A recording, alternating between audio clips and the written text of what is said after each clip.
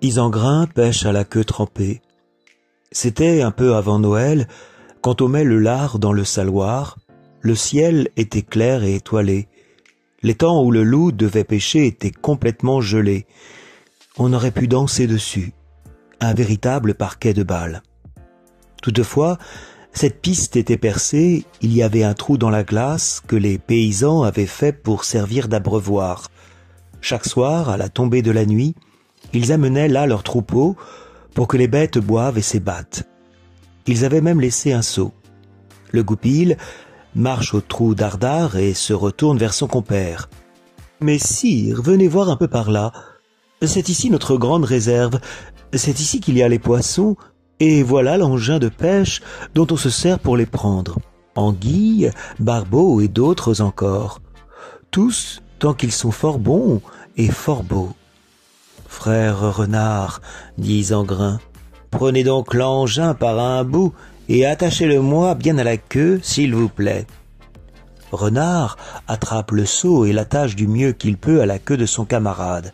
« Frère, maintenant, tenez-vous sagement pour laisser venir les poissons. » Là-dessus, il se rue vers un buisson et s'installe, le nez entre les pattes, pour voir ce que va faire le loup. Notre Isengrin est sur la glace, l'eau du trou commence à geler. La glace se resserre autour du seau qu'on a attaché à la queue. La queue gèle dans l'eau et s'y retrouve scellée. De belle manière, le loup, s'apercevant de la chose, commence à vouloir se dégager. Il se figure qu'il pourra soulever le seau, le tirer à lui. Il s'y essaie en vain de diverses manières. Il ne sait pas quoi faire, il s'inquiète. Quand il voit que l'aube pointe et qu'il va se retrouver bien en vue sur la glace, il se met à appeler Renard. Renard a relevé la tête. Il ouvre grand les yeux, regarde autour de lui. « Frère, dit-il, assez travaillé, allons-nous-en, beau doux ami. On a pris du poisson en masse. » Isengrin pousse un cri de désespoir. « Renard, renard, il y en a trop. J'en ai pris tant que je ne sais que dire. » Renard se met à lui rironner. « Voilà ce que c'est d'avoir les yeux plus gros que le ventre. Quand on veut trop, on perd tout, lui jette-t-il avec insolence. » La nuit s'achève, l'aube pointe. Le soleil du matin monte dans le ciel. Les chemins du pays sont blancs de neige. Messire Constant des Granges, un vavasseur fort à son aise, qui habite en haut de l'étang, vient de se lever avec les siens. Constant a pris sa corne de chasse. Il appelle ses chiens, commande qu'on selle son cheval. La troupe pousse de grandes clameurs. Renard entend les cris. « Oula !» Il ne fait ni une ni deux, il s'enfuit. Décampe pour retourner chez lui. Court jusqu'à sa tanière où il se précipite. Le loup est resté dans le pétrin. Il fait de grands efforts, tire, peu s'en faut que sa peau ne s'arrache. Il comprend que s'il veut déguerpir, il va falloir qu'il laisse sa queue.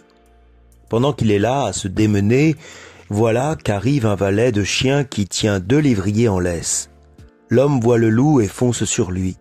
Il se demande quelle est cette bête qui a l'air prise dans la glace et montre un drôle de crâne pelé. Il voit mieux à mesure qu'il s'approche. Soudain, il reconnaît l'animal et se met à pousser de grands cris. « Oh là, c'est le loup! À la rescousse !» Ces cris alertent les chasseurs, ils s'élancent hors de la maison avec leurs chiens par la barrière. Isengrin n'est pas à son aise, Maître Constant suit les chasseurs sur son cheval au triple galop. Il s'époumonne. « Allez, laissez les chiens aller !» Les valets de chiens découpent leurs bêtes, les braquent, s'accrochent avec le loup qui se hérisse tant qu'il peut. Le chasseur excite les chiens de la voix, il les encourage sans répit. Isengrin se défend bien, il mord à belles dents, que faire de mieux? Il préférerait de loin qu'on lui fiche la paix.